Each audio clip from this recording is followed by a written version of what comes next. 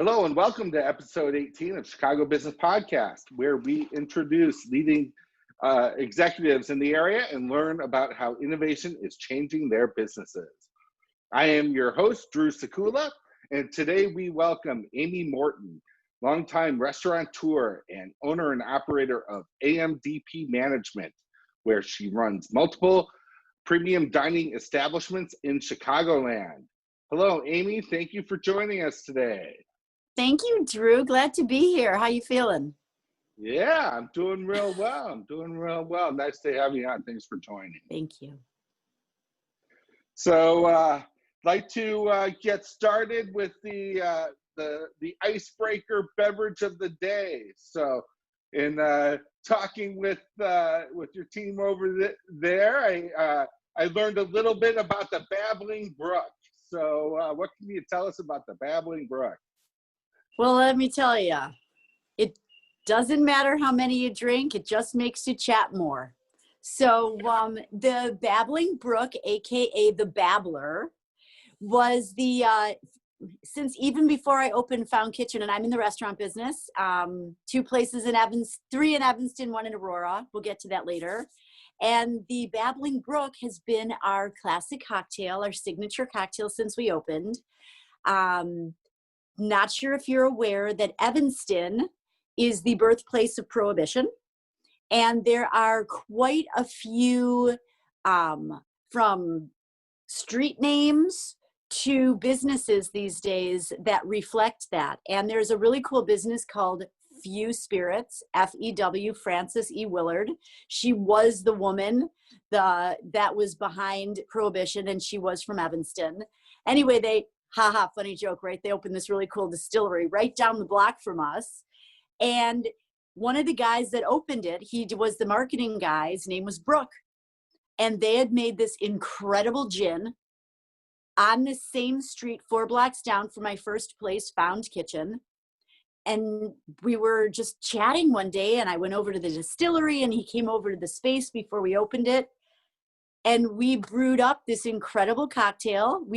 I named it for him, the Babbling Brook, because his name was Brooke, and it makes you babble.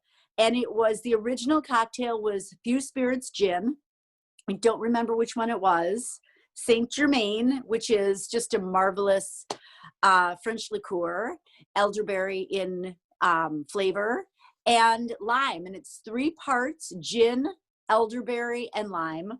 Super easy to make, and you can have it straight up around the rocks.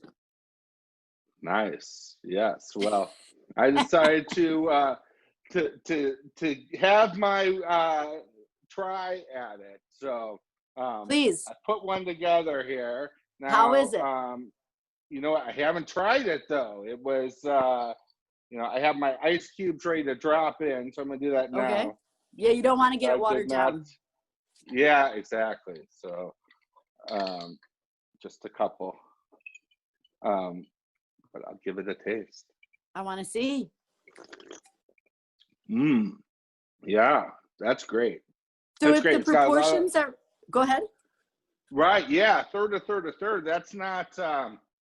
That's more than a little bit of lime juice. That's not just a squeeze.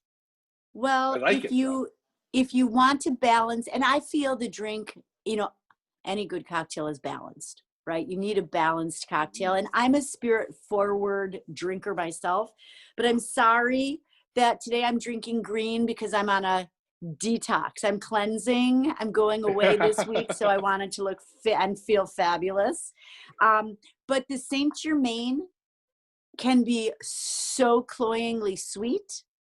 The lime really should balance it. So it shouldn't be really forward lime. It should just be a really good mélange of all the flavors.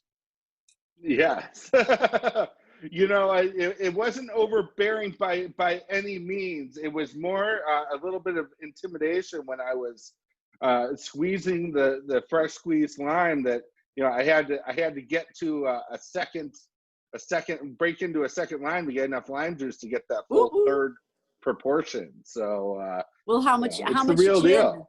How much gin did you put in? I did 1.5 ounces of each. Perfect. Yeah. where you Perfect. should be, right?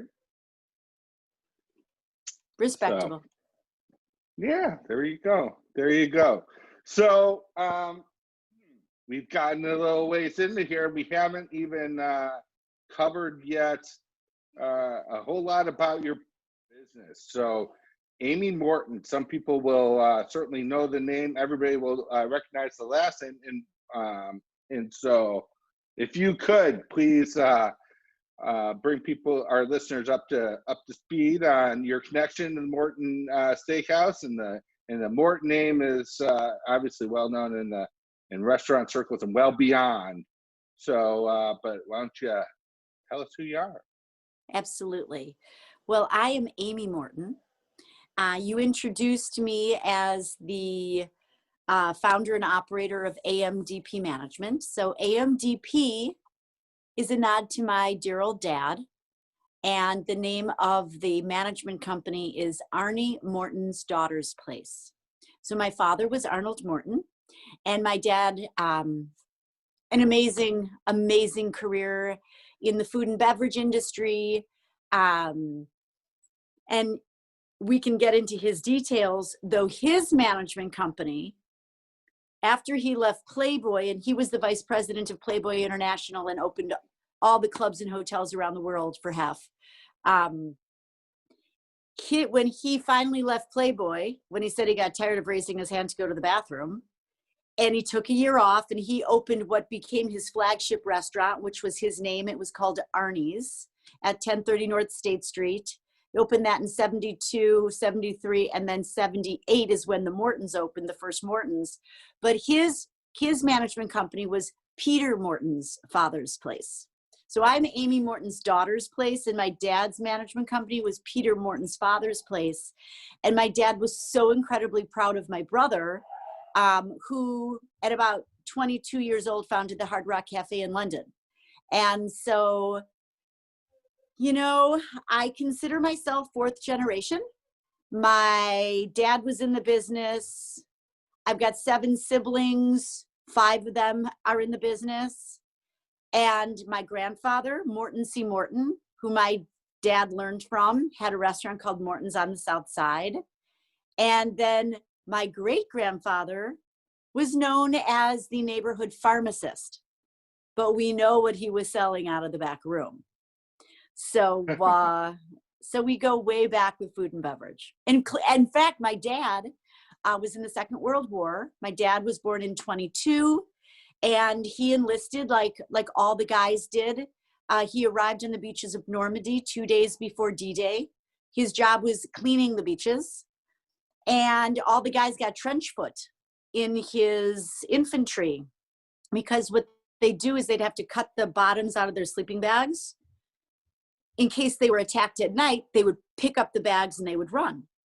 And they all got, many of them lost feet, toes, legs. Thank God my dad didn't. But when my dad got out of the hospital, because they knew he was in the food and beverage business already, they sent him to REMS, which is, of course, where we find champagne.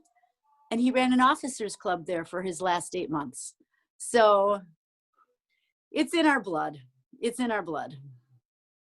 I'd say so. Wow, that's a lot of history in food and beverage. No doubt, no doubt. And then what about the ties back to Chicago? Is all of that kind of tied back into how far back do your roots go in Chicago? Oh, well, my grandfather's, we believe the pharmacist may have been up in Iron Mountain, Michigan, though my grandfather, Morton C. Morton, was operating his first place. God, and if I walk you upstairs, I can show you a really cool old menu.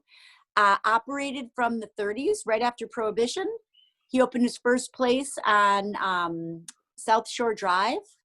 And he had 3 different locations of that Morton's restaurant. The first one had literally the sawdust floors and a few items that everybody said were my grandmother's, but we hear that actually my grandmother didn't cook. So, and he sat in the corner and he played gin. And as people would walk in, he'd kind of let them know where they could sit. And so the Morton's restaurants have been, not my father's. Can you hear me well enough? I hear some action upstairs. Yep.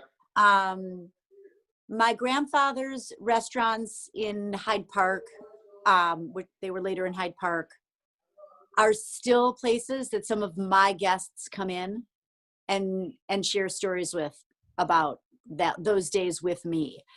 So my dad grew up working for my grandfather. That was also in Chicago. And when my dad got back from the war, he did a restaurant or two with one of his brothers. And then he had this little idea of opening a key club. Nobody had ever done a key club, a private club with a membership key. The memberships were $1. Though thought it would be cool and exclusive. And he actually opened that. So my dad was a South Side guy. They were South Side through and through. Though the Walton Walk, which was his key club, was opened on the north side. And it's actually, do you know where Le Passage is? It's right across it's basically Oak and Rush Street, right? Okay. So right downtown. And in the alley, he opened this little restaurant, this little joint, this key club called the Walton Walk. And there was a guy who loved the Walton Walk, and his name was Victor Lowndes. And Vic was a University of Chicago student. He also happened to be Hugh Hefner's best friend. And Hef had put out the first magazine in 1955, and of course it was all the rage. So Vic says, Hef, you gotta come to this place. You just gotta check it out. They had already been talking about how they could grow the concept beyond a magazine. And they walked in and they said, this is it. And this is the guy. So they asked my dad to join them. He was the third partner. Victor Lowndes became my Uncle Victor, of course. And Victor went on to run the European branch and all the gaming. Unfortunately, in the 80s, they lost all that. And it's really many say it was one of the great downfalls of Playboy. But they had a great run from 1960 through about 72 when my dad left, but they'd already gone public. And my dad's the guy who just wants to do it all. And that's kind of that was, of course, the Chicago connection too, because they're all in Chicago. And then my dad went on to open his little empire, which the Morton Steakhouses were the one that he did multiple locations of. And first two were in Chicago, and then they branched out. Other Chicago, my brother Michael Morton was here in Chicago and worked before he went to Las Vegas. My brother David Morton still is here, has a dozen restaurants. My brother Peter and Pam are in LA, and that's where they had their restaurants, but it all kind of grew out of Chicago. That's awesome. Yeah. Chicago's where it happens. So much fun. Yeah, especially on the dining scene. Let's talk about your restaurants. Mm-hmm. What do you have going on right now? Well, that's either a loaded question or a trick question or both. Obviously, in the middle of a pandemic. But a year ago, before the pandemic, I was opening my fourth restaurant. I was in the business my whole life. I worked with my father. One of my earliest memories was walking through Arnie's at 10 years old and sweeping out the space during construction on a Saturday, and that gritty sound under my dad's shoes. I loved it so much. I went on to work with him for many years. Swore I was never going to go into the business because I was going to be an actor. And I had a first career. I had a first career early on that was in the city. And after that, I decided I never wanted to eat in another restaurant, let alone own one. And I took a different path until one day I have 3 daughters and they started getting a little bit older. And I thought, you know what, I do want to try this again. So 12 years ago, I really started thinking about the business. I'd taken about 15 off, 10 off. And then 8 years ago, I opened Found Kitchen and Social House. That's here in Evanston where I live. It's a farm to table shared plate concept that is vibe of, oh, I have a daughter calling me. I'm on a podcast, darling. I'm doing a podcast. And, oh, yay, thank you. Oh, can't open it yet. I love you. Happy almost birthday. My youngest is turning 17. So the vibe of Found was Gertrude Stein salon of 1920s Paris meets Jack Kerouac in 1950 San Francisco. It was found. The idea of it was found is everything was found. The items were found. The procurement of our food and product was really important. It was 100% local. And to this day, about 90% of our products are driven in by the farmers themselves within about an hour and a half. And so that was Found, my little baby. And then I did the Morton Steakhouse, which is an homage to my fabulous father. And then I did a little healthy burger joint and salad sort of smoothie bar at Northwestern. So we do a Juicy Lucy there. It's a fully stuffed burger with cheese, and it's delicious. And then I opened last winter up in Aurora, probably the most challenging and the most fun of any of my projects. It's next to the Paramount Theater, highest subscribed to theater in the state, second most highly subscribed to theater in the United States. Gorgeous old 1800 seat 1920s movies house that was turned into a legit live theater where they do all musical theater. And the guy that does it, Tim Rader's a genius. Anyway, Aurora is, it's been very depressed. And for many, many years, it was the second largest, it is still the second largest city in the state of Illinois. Though starting from the 40s on, it started on a downward spiral and it never really got out of it. And there is a massive revitalization project out there now. And the renaissance that's going out there on this stunning city on the Fox River is amazing and became my second home. So last March, had about 120 employees. Today, I have 4.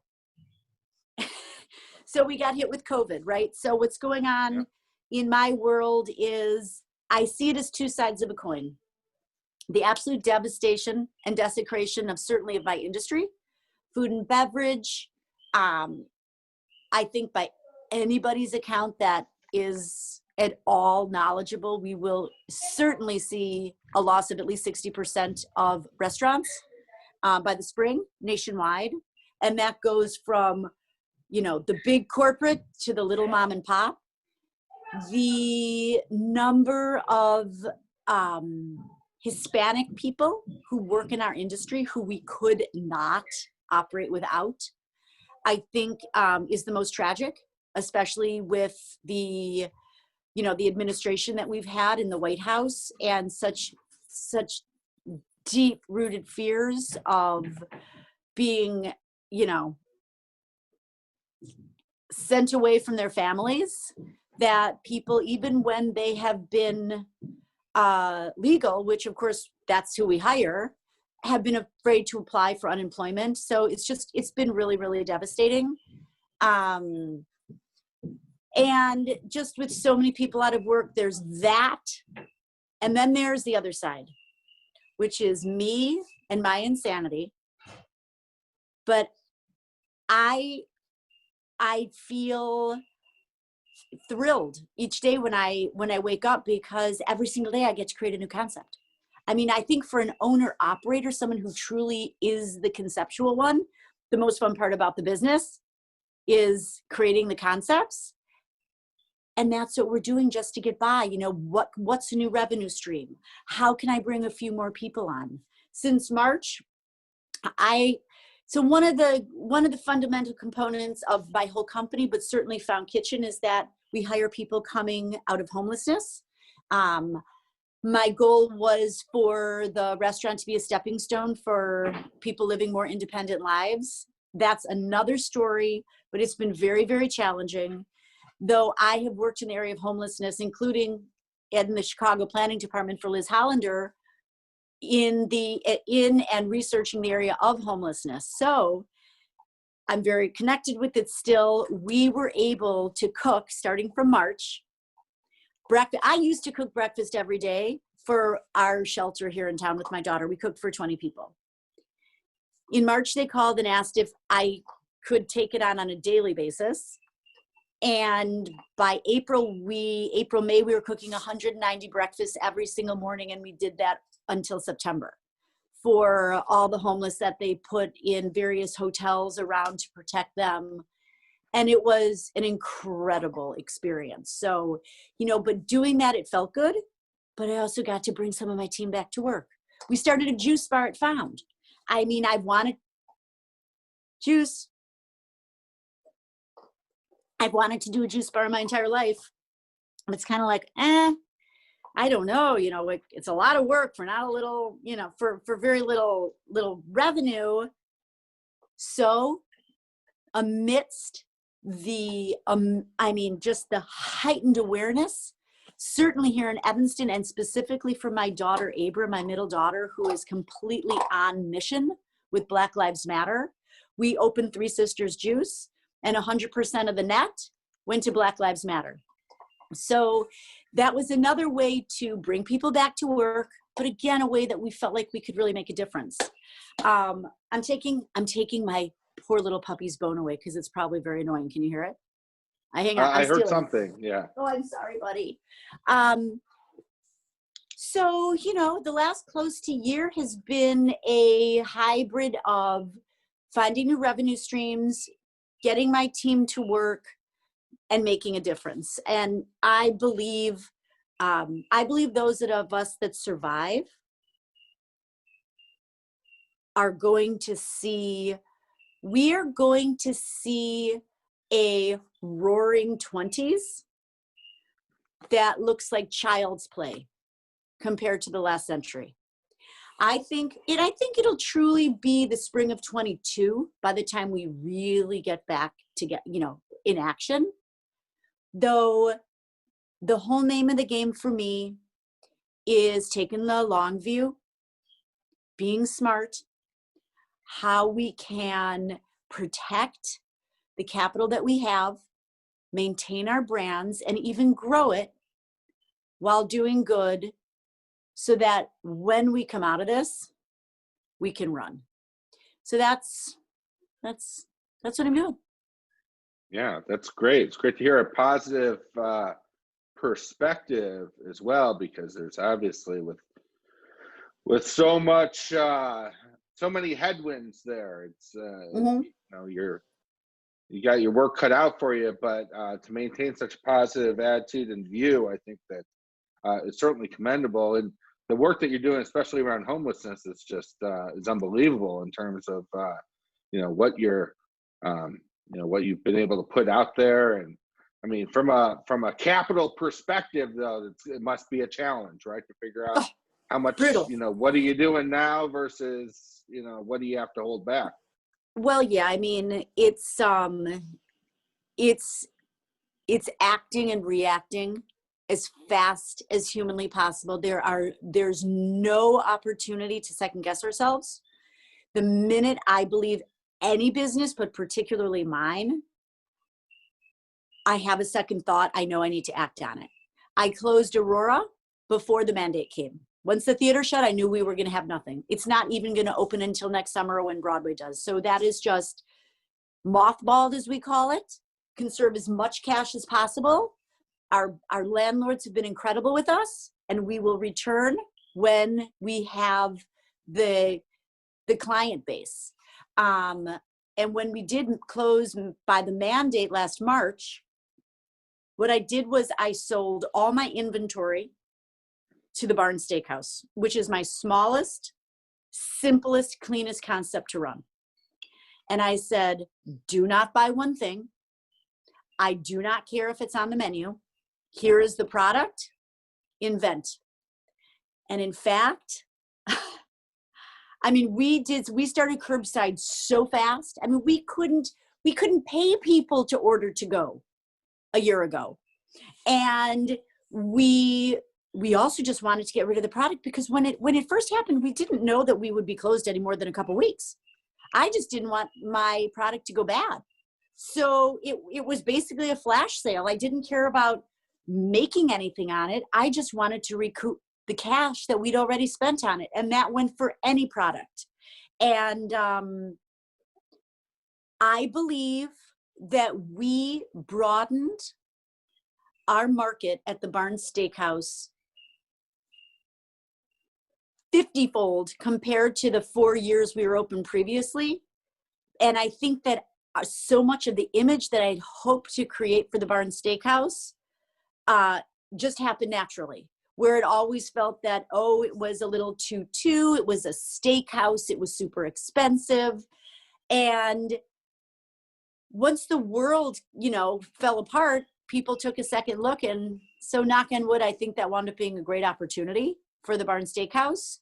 Found, on the other hand, I closed, did not reopen until we got our feet wet. I had just brought in a new chef, a woman who actually, in my first career, when I had a place down in Old Town in the early 90s, a woman named Debbie Gold was my chef, my second chef, and it was her first chef job.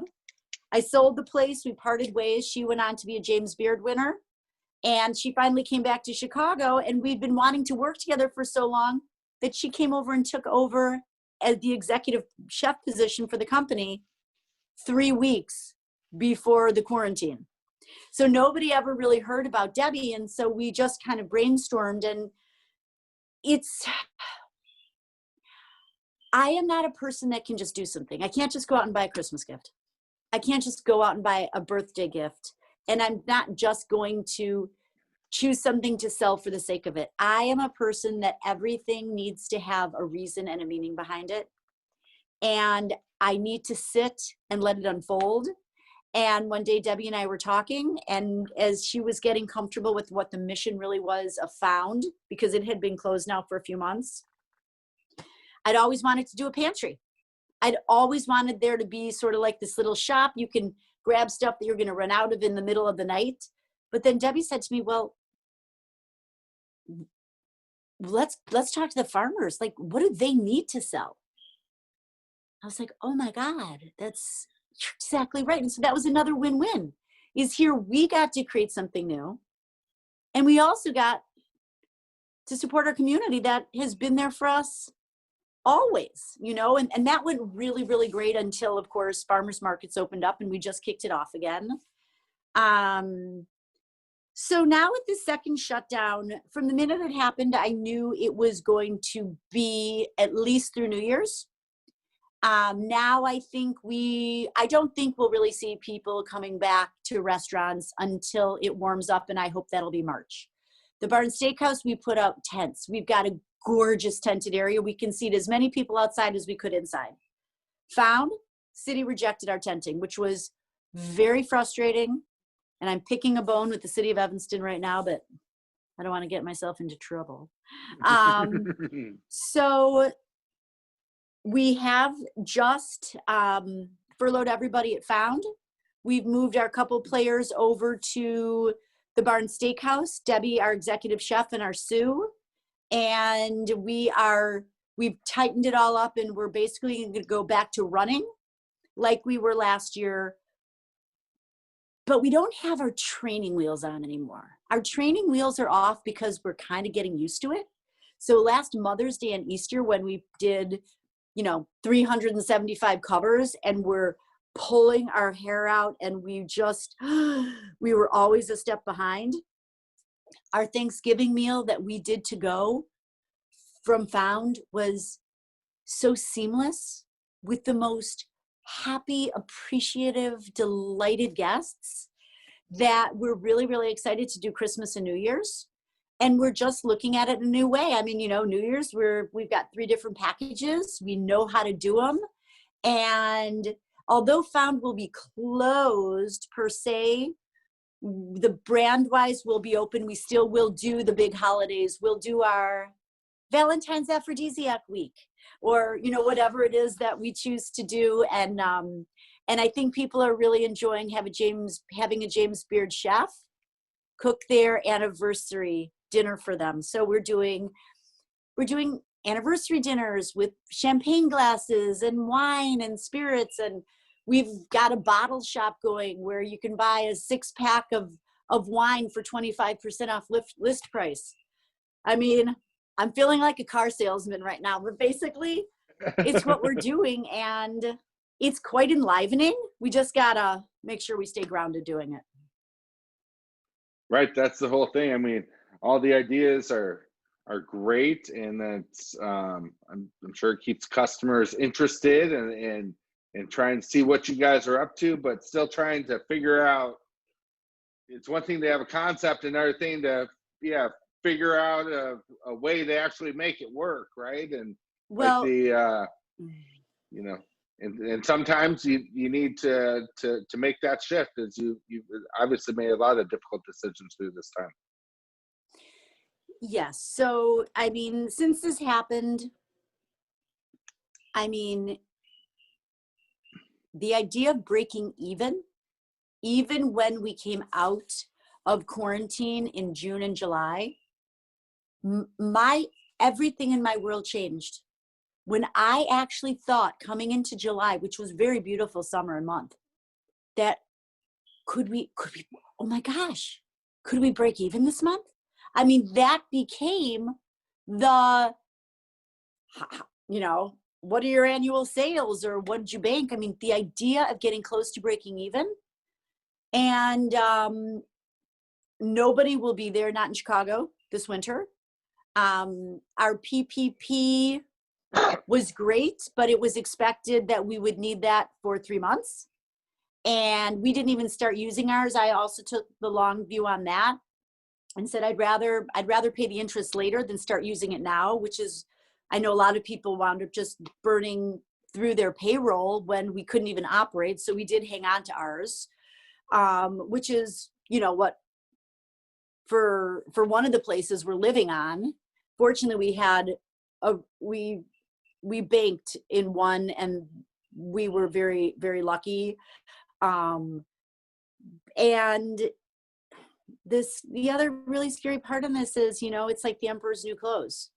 When the tide goes out, you see how lean, the world, different operators were operating, and just depending on that next day's income. So I learned my lesson many years ago. So to me, I can't sleep unless I've got my little nut, in the bank. But I'd say, even, for example, with closing found for the 3 months that we're going to close it, I do have a very difficult landlord situation. My landlord from day one chose not to give me a break. They didn't give me, in fact, when I called him the other day to see if they could make any concessions, the very next day he sent me a letter with my rent increase. So there are the world, people have been so generous. 3 of my landlords have been amazing, but my one, unfortunately, is not. And so, we lose less money being closed. And so that's the scoop. And it's just a matter of conserving so we can reopen. But right now, it's not about making money. Right now, it's about staying alive. And in that crazy way, it is equally as thrilling. The challenge of just staying alive right now was, before this, how fast can I pay everybody back? And for me, I'm such a perfectionist, and I'm so hard on myself that if we had a month with bad food cost or anything that I could possibly control, I just, I would be beside myself and wouldn't be able to sleep with all the things, what I could have done differently or what I need to do differently. But that's been one of these huge shifts, is we're all in the same boat right now. And that there is a very, for me at least, it's certainly not a sense of relief, but there is an overall calm in that we can only do what we can do, and that has taken, I should say, it's really taken the pressure off and made it possible, at least for me, really to find joy in the creation. That, you know, tap dancing through COVID. Yeah, well, you got to try, right? All you can do is put your best foot forward because, 100%. everybody's been dealt the cards they have. So that's really, that's great that you're keeping your chin up through the whole thing and doing everything you can. And I understand, breaking even is the new killing it in that business and will be for the, for some period of time. But you had mentioned the 60%, I think that of restaurants not making it through. I think that, those are just eye-popping, jaw-dropping numbers.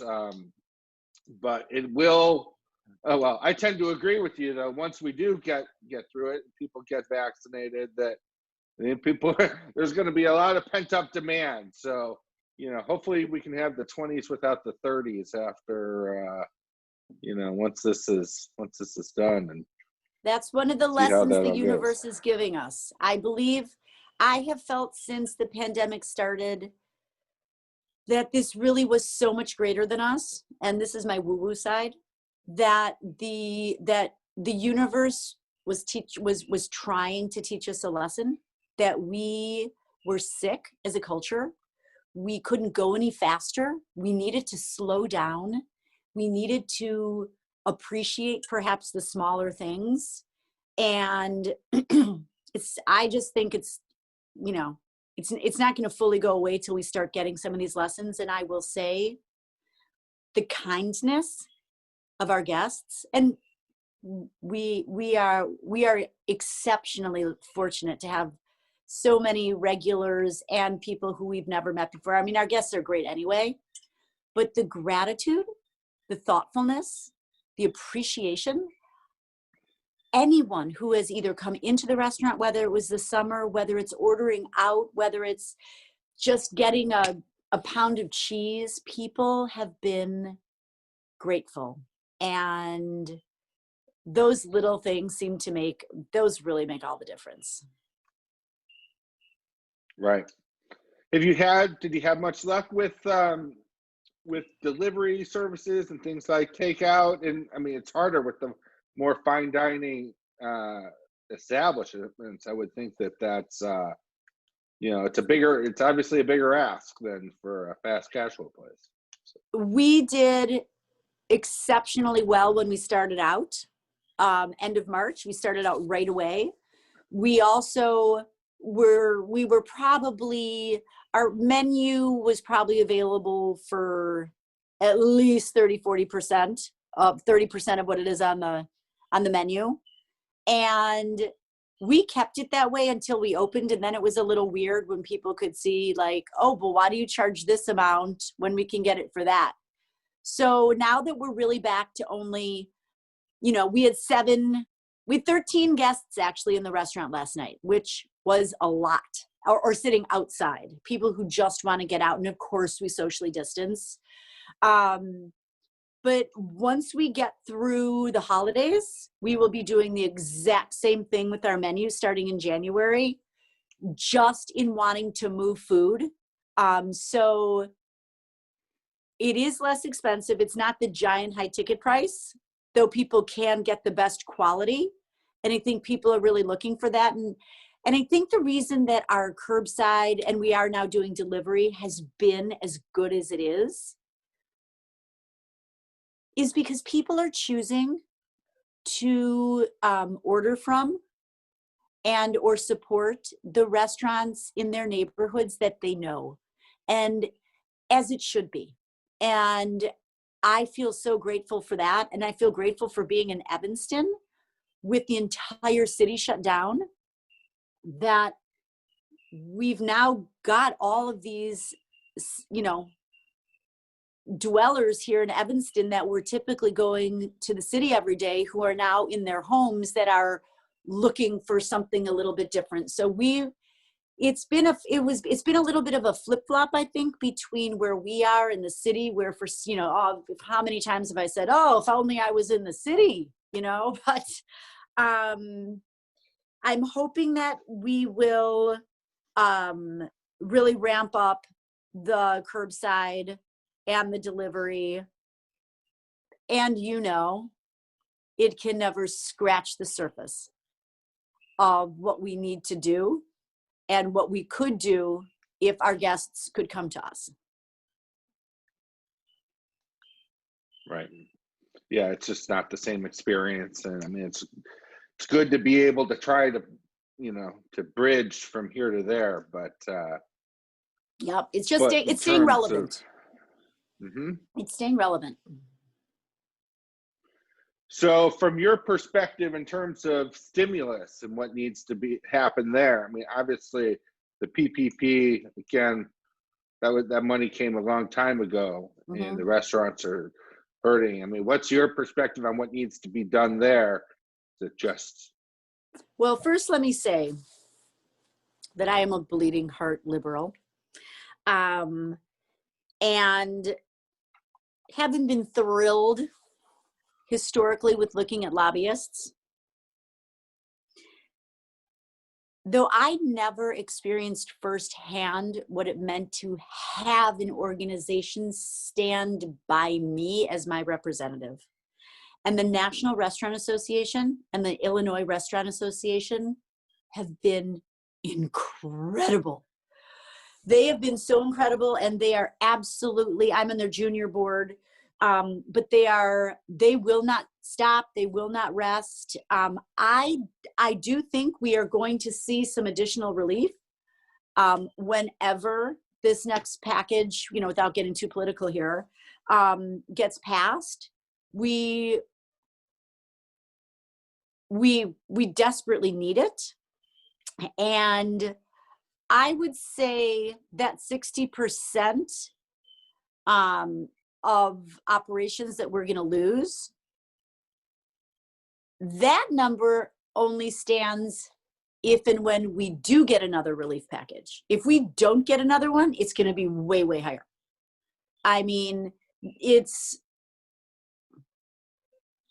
a year minimum from when this all started, probably a year and a half to 2 years before, and it'll be at least 2 years from the onset that we'll really get back to a normal, whatever our new normal is. And, we are fighting on the state level, national level. Different counties are handling things differently. And it's been pretty astounding to see, for example, what Kane and McHenry County have done, which is where my place Stolp Island Social is. The number of grants they have been able to get for different types of businesses and operators is incredible. We have not seen that here in Evanston, but Evanston is a part of Cook County, so we're the little bit the redheaded stepchild compared to the city, which obviously is front and center of Chicago. So we have to get another relief package, and we're working really hard on it. And I just hope it gets here sooner than later. Yeah, certainly can't come fast enough. So, but hopefully we got at least starting to work on it again. So can't get here fast enough. What other opportunities for, when you talk about innovation then within the restaurant business, it's really all about how the restaurants are shifting coming out of the pandemic, right? There's other really getting through and then coming out of the pandemic. What other trends though? There's some things like frequent diner rewards and some technology things that are happening. Is that where are you guys at from a frequent dining perspective? Do you have any kind of rewards program, or no? I mean, we're not. You've considered and decided not to do. I mean, I don't think we're big enough to do a rewards program. The big boys, the lettuces, where you've got dozens of restaurants to choose from. We do something with our third year doing it, Give a Gift, Get a Gift, where we do gift certificates, $100 worth of gift certificates for $20 for yourself. And there's a, limited period that you can use them. It used to be March. Now it's going to be the end of August.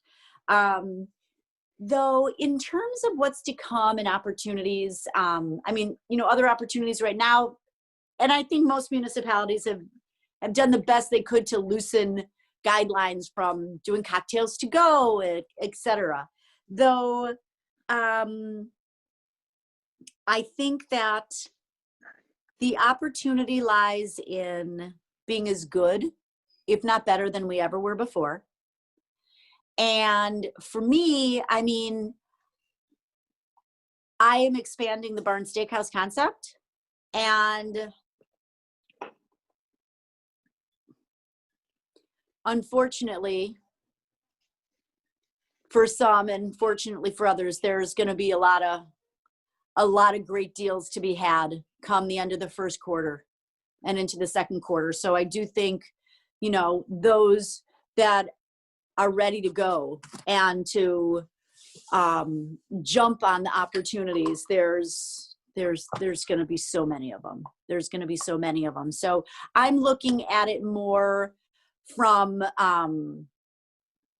just controlling my costs, keeping it tight right now, and bringing back who we are into whatever the new world is that we step into once it gets warmer. And for me, I already knew I was going to do multiple locations, so I'm starting to dabble with seeing what's out there. What about your burger concept? So you have that at Northwestern University. How's that doing? Yeah, so that's called Patty Squared. I do it actually it's with Compass International. I'm on campus at Norris Center. They've been amazing to work with. I don't know if that's what I'm going to do. I'm exploring a lot of stuff, playing around with opportunities at the United Center as I've kind of expanded my repertoire of what I can and cannot do. But the Northwestern gig was something I've never done before. I think that's what I look for in my opportunities, ways to challenge myself. I am a incredibly hands-on operator, and that is not what they wanted. They wanted me to create the concept and let them run it. And they had to come to me one day and say, Amy, we need you to let them do it. So that in itself was such a crazy way to work, and I've actually really enjoyed it. So now I get to go and visit. But it's based on the iconic burger of Minneapolis, which is called a Juicy Lucy. It's a burger stuffed with cheese. And labor-wise, it was brutal. So we actually made that our special and just a regular burger. The one that certainly the students could use for their dine-in dollars instead of cafeterias, but that's been a great opportunity, and I do hope to do more with them. It's a fascinating company. I'm the mom of 3 daughters, all of which I have silently begged and implored not to go into my business because it's so difficult to maintain a family. And when I started working with Compass, which is, an aspect of Chartwell, 6th biggest employer in the world, and my eyes were just opened, and I was so blown away about all the things one can do with food without having to unlock the door and lock the door every night. So my youngest, I'm trying to push into the realm of food science. I think that's something that was really fascinating for me working with Compass and working on the Northwestern project, and seeing that big is not always bad.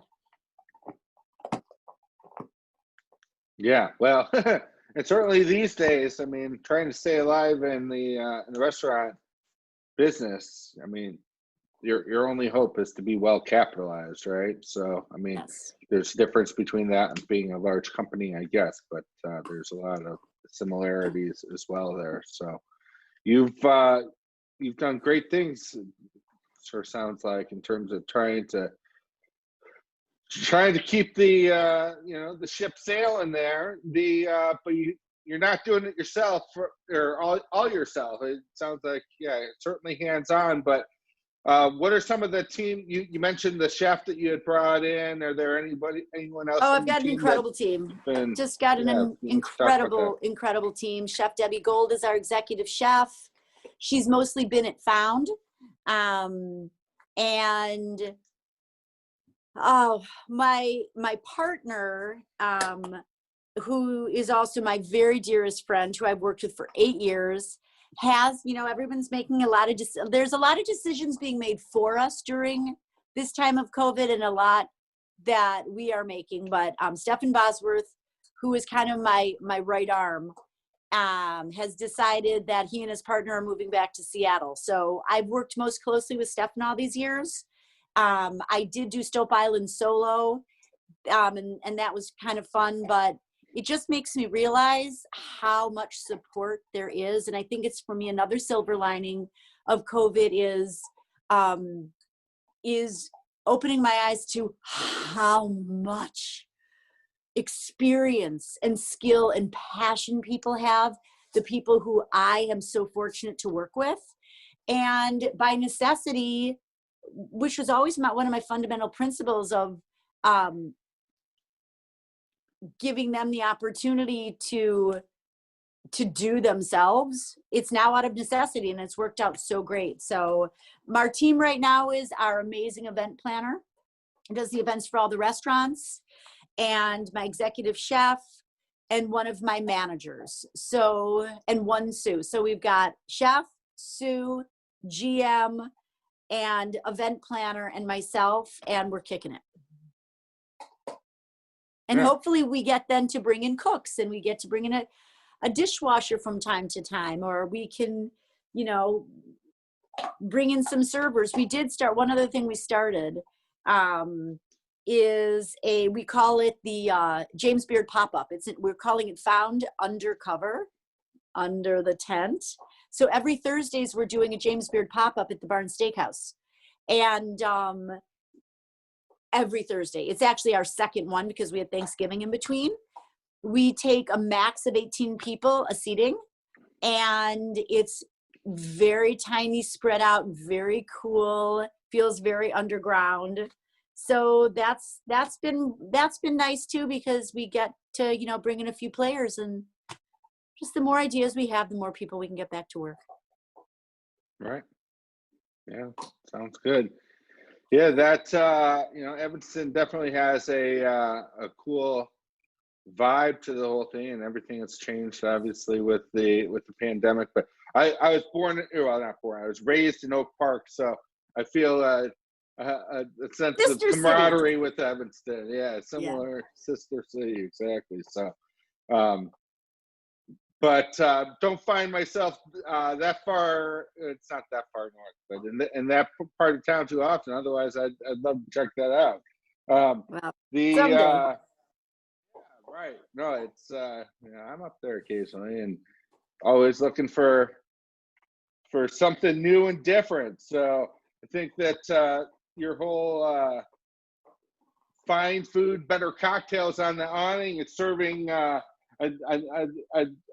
seen where those cocktails will take you here after a few more sips of this. Drew, finish up your cocktail. Once we're through this whole thing, come on out and we'll have one together. That sounds good. That sounds Thank good. you. Well, thank you very much for your time today. I really appreciate it. It's been great to hear what you're having down there. Best of luck to you. Really, hats off to everything you're doing, putting your time and your treasure on the line there to help us all get through this. So thank you for your time today. Thanks, and best of luck. Best to you. Be well. Thanks. Thank you.